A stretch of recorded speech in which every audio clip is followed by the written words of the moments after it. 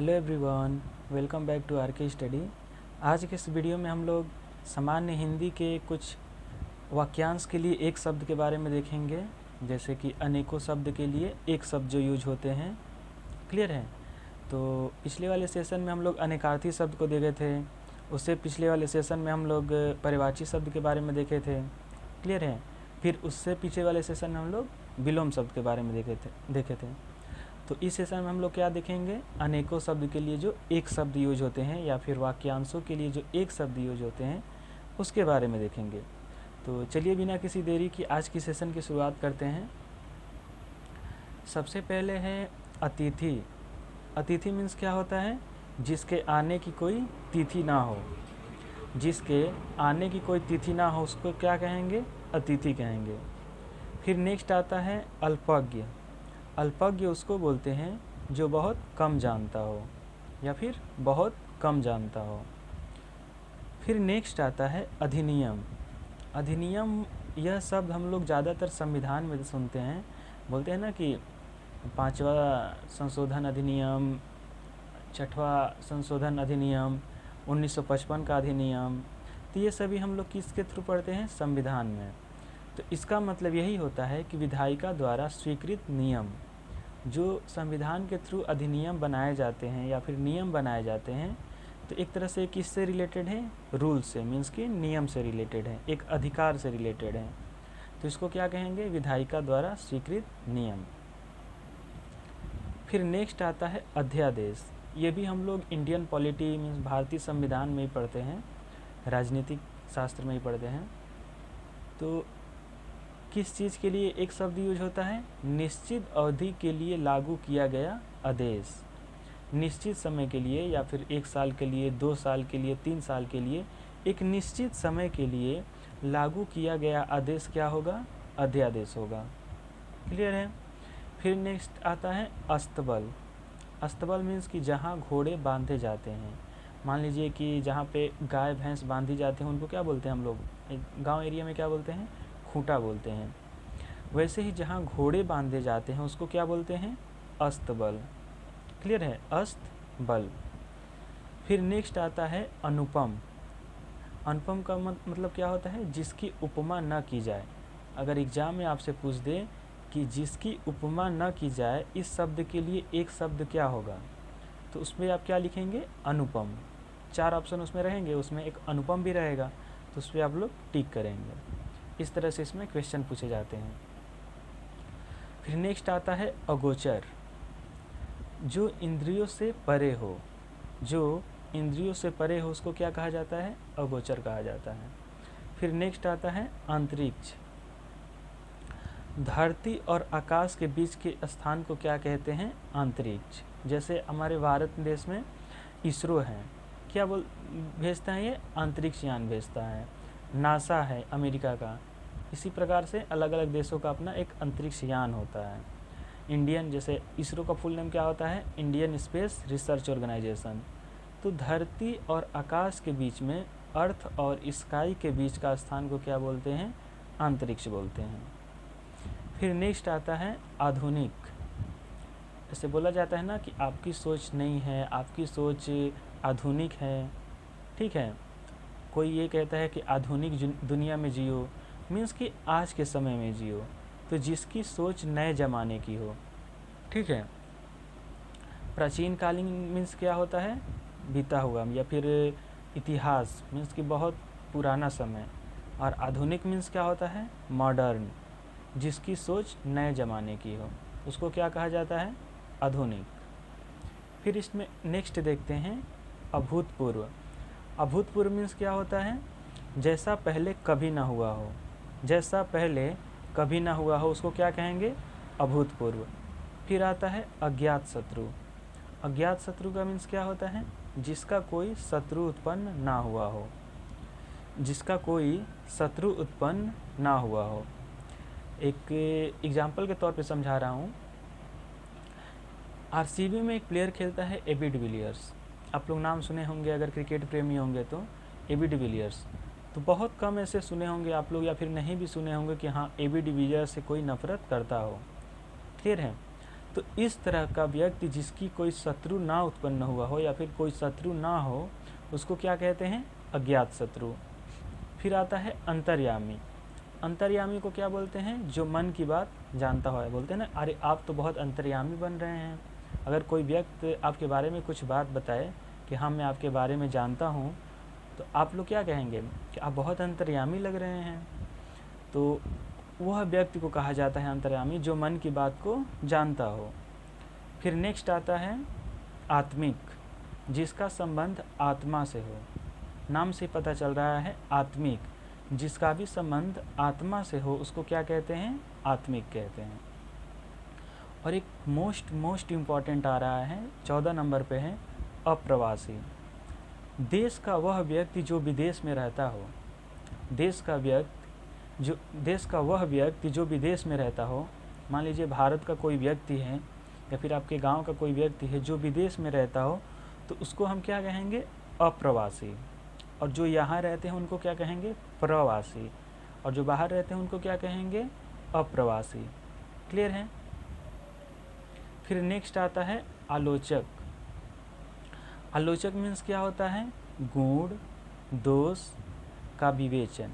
गुण और दोष का विवेचन को क्या कहते हैं? आलोचक।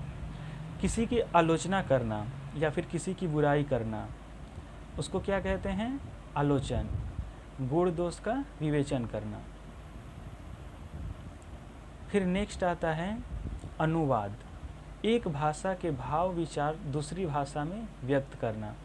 मान लीजिए कि कोई चीज़ दिया गया है कि where is the headquarter of WHO।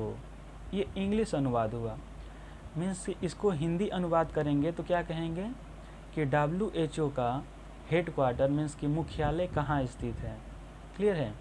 तो ये दो लैंग्वेज में हो गया। तो एक भाषा से दूसरी भाषा में कोई भी चीज़ को अगर हम अनुवाद करते हैं या फिर कोई भी चीज़ को क्या करते हैं? ट्रांसलेट करते हैं, तो उस चीज़ को हम क्या कहेंगे? अनुवाद। फिर आता है अनामिका। कनिष्ठा और मध्यका के बीच की उंगली। कनिष्ठता और मध्यका के बीच की उंगली को क्या कहते हैं? अनामिका बोलते हैं। जैसे ये हाथ है, ये कौन सी है? कनिष्ठता। और ये कौन सी है? बीच की उंगली मध्यका, मिडिल फिंगर। तो इन दोनों के बीच की उंगली कौन सी है? ये अनामिका। तो इसको क्या कहेंगे? अनामिका। क्लियर है? फिर नेक्स्ट आता है अधिसूचना। अधिसूचना का मीन्स क्या होता है कि सरकारी गजट में छपी सूचना। कोई सरकारी गजट है और उसमें कोई सूचना छपी हुई है तो उसको हम लोग क्या कहते हैं? अधिसूचना बोलते हैं। फिर नेक्स्ट देखते हैं अनायास। अनायास मीन्स क्या होता है कि बिना प्रयास का, बिना कोई कोशिश किए हुए किसी चीज़ को करना या फिर किसी काम को करना, तो क्या बोलते हैं? अनायास बोलते हैं। फिर नेक्स्ट आता है अग्रज। अग्रज मीन्स क्या होता है? पहले जन्म लेने वाला। अग्रज के बारे में एक चीज़ और आप लोग पढ़े होंगे, संस्कृत में पढ़े होंगे। अग्रज मीन्स क्या होता है? बड़ा भाई। बड़ा भाई मीन्स क्या? कि जो पहले जन्म लिया हो। सिंपल सी बात है, वो बड़ा होगा। और अनुज मीन्स क्या होता है? छोटा भाई, जो बाद में जन्म लेता है। तो अगर एग्ज़ाम में पूछे कि बड़े भाई को क्या कहते हैं, तो अग्रज। छोटे भाई को क्या कहा जाता है? तो अनुज। क्वेश्चन ये भी पूछ लेगा कि पहले जन्म लेने वाले को क्या कहते हैं? तो अग्रज। बाद में जन्म लेने वाले को क्या कहते हैं? तो अनुज। क्लियर है? फिर नेक्स्ट देखते हैं अवज्ञा। अवज्ञा मीन्स कि आदेश की अवहेलना। अगर मान लीजिए नाम से ही पता चल रहा है अवज्ञा मीन्स कि आज्ञा का पालन ना करना, मीन्स कि आदेश का अवहेलना करना, आदेश को टालना, ये क्या आ जाएगा? अवज्ञा का। फिर नेक्स्ट आता है अपराधी। तब अपराधी किसका एक शब्द है? जिसका अपराध सिद्ध हो गया हो। अपराधी हम उसी को कह सकते हैं, एक ही शर्त पे कह सकते हैं किसी को अपराधी, जब उसका अपराध सिद्ध हो गया हो।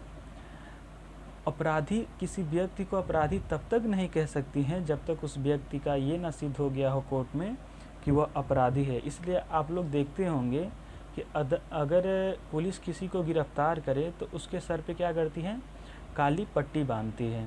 वो काली पट्टी इसी चीज़ का संदेश होता है कि अभी इनको अपराधी नहीं घोषित किया गया है। मान लीजिए कि कोई निर्दोष व्यक्ति है, पुलिस ने गलती से उसको गिरफ्तार कर लिया और पूरे न्यूज़ चैनल वाले हर जगह फैल गया कि हाँ ये क्या है, दोषी है, ये क्या है, अपराधी है। और कल को ये पता चला कि नहीं, हमने गलत व्यक्ति को पकड़ा है या फिर वो निर्दोष है, तो कहीं ना कहीं उसकी छवि समाज में बिगड़ेगी। तो इस चीज़ को मद्देनज़र रखते हुए पुलिस क्या करती है, अपराधी घोषित होने से पहले तक क्या करती है, उसकी प्राइवेसी होती है कि हाँ उसको छिपा के रखना है। फिर नेक्स्ट आता है अस्त्र। अस्त्र में किसका एक शब्द है, फेंक कर चलाया जाने वाला हथियार। मान लीजिए भाला है या फिर त्रिशूल है, कोई भी हथियार है जिसको भी फेंक कर चलाया जाए उसको हम लोग क्या कहते हैं, अस्त्र कहते हैं। क्लियर है। या फिर तीर धनुष भी होता है, उसको भी हम क्या कहते हैं, एक प्रकार का अस्त्र है। फिर आता है अवैध, जो विधि सम्मत ना हो, जो विधिवत ना हो या फिर जो विधि के से रिलेटेड ना हो या फिर जो चीज़ नियम को पालन ना करता हो, तो क्या होता है, अवैध। फिर नेक्स्ट आता है, मान लीजिए कोई अवैध गन रखा है, बंदूक रखा है, तो क्या होता है, जो विधि सम्मत ना हो, विधि सम्मत ना हो। फिर नेक्स्ट आता है अनिश्चित। नाम से ही पता चल रहा है, निश्चित रहता तो मीन्स कि कोई ना कोई चीज़ निश्चित है, लेकिन इसमें ये कह रहा है कि अनिश्चित मीन्स कि कोई चीज़ ऐसी है जो कि निश्चित नहीं है। तो दिया गया है इसके बारे में कि जिसके बारे में कुछ निश्चित ना हो, अर्थात अनिश्चित। फिर नेक्स्ट आता है अनुगामी। अनुगामी मीन्स होता है पीछे चलने वाला। कोई व्यक्ति है पीछे चलने वाला, उसको क्या कहा जाता है, अनुगामी कहा जाता है। मान लीजिए किसी चीज़ की रैली निकली है, नेताजी आगे आगे चल रहे हैं और पूरा क्या चल रहा है, और लोग की कहाँ चल रहे हैं, पीछे चल रहे हैं, तो उन लोग को क्या कहा जाएगा, अनुगामी कहा जाएगा। फिर नेक्स्ट आता है अटल। अटल मीन्स क्या हुआ, जो अपनी बात से ना टले, अर्थात अटल। जो अपनी बात से ना टले उसको क्या कहते हैं, अटल। ऐसे बोलते हैं ना कि आप अपनी बात पे अटल रही है, या फिर कोई व्यक्ति भी कह देता है कि हाँ मैं अपनी बात पे क्या हूँ, अटल हूँ। फिर आता है अनिवार्य। अनिवार्य का क्या हो जाएगा, जिसका निवारण ना किया जा सके। कोई ऐसी चीज़ है या फिर कोई ऐसा नियम है जो कि अनिवार्य है, तो उसको क्या कहेंगे कि जिसका निवारण ना किया जा सके। फिर नेक्स्ट आता है अजेय, जिसे जीता ना जा सके, ना जीतने वाला। सिकंदर जैसे था, जिसे जीता ना जा सके, अर्थात अजेय। फिर नेक्स्ट आता है आमंत्रित। आमंत्रित का मीन्स क्या होता है, जिसे किसी ने निमंत्रित किया हो। किसी के यहाँ कुछ होता है, कोई सेरेमनी मनाई जाती है, तो उसको क्या कहते हैं, तो निमंत्रण पत्र दिया जाता है। मीन्स क्या होता है, आमंत्रित करते हैं, तो जिसे किसी ने निमंत्रण दिया हो। फिर नेक्स्ट आता है अंतक, जीवन का अंत करने वाला। अंतक किसको कहा जाता है, जो जीवन को अंत करता है, अर्थात यमराज।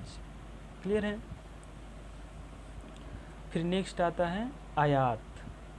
आयात मीन्स होता है विदेश से सामान मंगवाना। जैसे आप लोग नाम सुने होंगे आयात एंड निर्यात।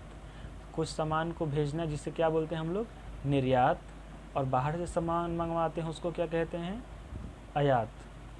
तो दो चीज़ें होती है, आयात एंड निर्यात।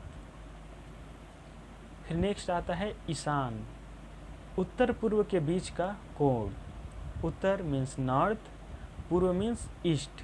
तो नॉर्थ एंड ईस्ट के बीच का जो कोण बनेगा उसको हम क्या कहते हैं, ईशान बोलते हैं। फिर नेक्स्ट आता है इंद्रजीत, जिसने इंद्र को जीत लिया हो, अर्थात इंद्रजीत। जिसने इंद्र को जीत लिया हो उसे क्या कहते हैं, इंद्रजीत। फिर आता है इंद्र। इंद्र के लिए क्या होगा कि जो देवताओं में जो श्रेष्ठ हैं, देवताओं में जो श्रेष्ठ हैं, अर्थात सुरेंद्र, ये क्या है, इंद्र का अनेकार्थी शब्द है। अनेकार्थी वाक्यांश के लिए क्या है, ये एक शब्द है। फिर नेक्स्ट आता है इमाम, मस्जिद में नमाज पढ़ने वाला। मस्जिद में नमाज पढ़ने वाला क्या बोलते हैं? पढ़ाने वाला। मस्जिद में नमाज पढ़ाने वालों को क्या बोलते हैं? इमाम। फिर आता है उरग, छाती के बल चलने वाला। कोई व्यक्ति है या फिर कोई छोटा बच्चा है जो कि छाती के बल चल रहा है तो उसको क्या कहते हैं? उरग। फिर उपर्युक्त, हम लोग ऐसे नॉर्मली देखते हैं हिंदी जब पढ़ते हैं कि उपर्युक्त दिए गए वाक्यों का भेद लिखिए या फिर उपर्युक्त दिए गए वाक्यों का संधि विच्छेद लिखिए। मीन्स को उपर्युक्त के यहाँ पे मतलब क्या होता है? ऊपर कहा हुआ। क्लियर है?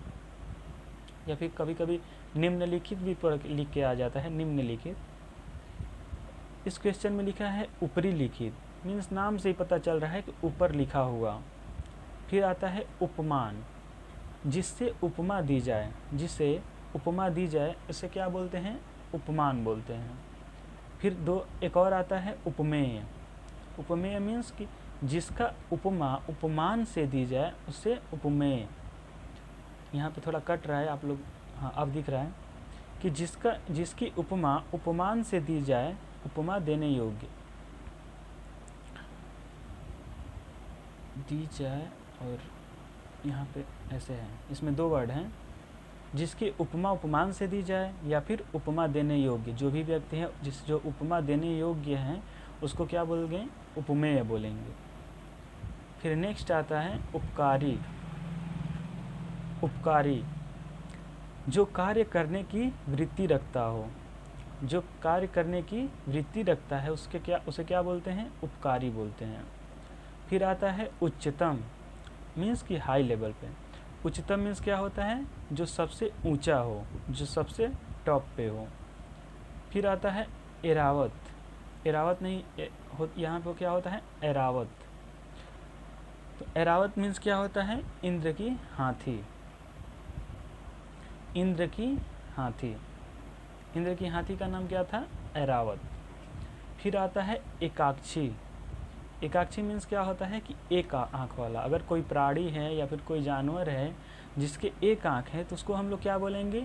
एकाक्षी बोलेंगे। फिर आता है कृतज्ञ। कृतज्ञ मीन्स क्या होता है? कि उपकार को मानने वाला। कोई व्यक्ति है जो उपकार को मान रहा है उसको क्या कहेंगे? हम कृतज्ञ बोलेंगे। फिर नेक्स्ट आता है कुमारी। फीमेल के लिए यूज होता है, गर्ल्स के लिए कुमारी। अपने नाम के आगे क्या डालती हैं वो लोग? कुमारी। कोई बॉय है वो अपने नाम के आगे क्या लगाता है? कुमार। तो कुमारी का अर्थ क्या होता है? अभी जिसका विवाह ना हुआ हो, ऐसी कन्या। एग्जाम में पूछेगा कि अभी जिसका विवाह ना हो ऐसी कन्या, इसके लिए क्या वर्ड आएगा? इसके लिए कौन सा एक शब्द आएगा? तो क्या लिखेंगे? कुमारी। फिर नेक्स्ट आता है कृतार्थ। कृतार्थ के लिए क्या हो जाएगा? जिसने अपना कर्तव्य कर लक्ष्य प्राप्त कर लिया हो। जो व्यक्ति अपना कर्तव्य करके लक्ष्य प्राप्त कर लेता है उसे क्या बोलते हैं? कृतार्थ बोलते हैं। फिर आता है खंडित। खंडित मीन्स क्या होता है? जिसका कोई भाग टूट गया हो। खंड मीन्स पता ही चल रहा है कि खंड मीन्स कि उसके कुछ ना कुछ टुकड़े हुए हैं, एक खंड में या फिर दो खंड में, तो इसको क्या बोलेंगे? खंडित, जिसका कोई भाग टूट गया हो। फिर लास्ट में आता है गंगोत्री। तो गंगोत्री के लिए क्या, इसके लिए अनेक शब्द होंगे, उसको बताना है कि गंगोत्री किस वर्ड का क्या है? एक शब्द है। जैसे कृतार्थ का क्या है? कि जिसने अपना कर्तव्य कर लक्ष्य प्राप्त कर लिया हो।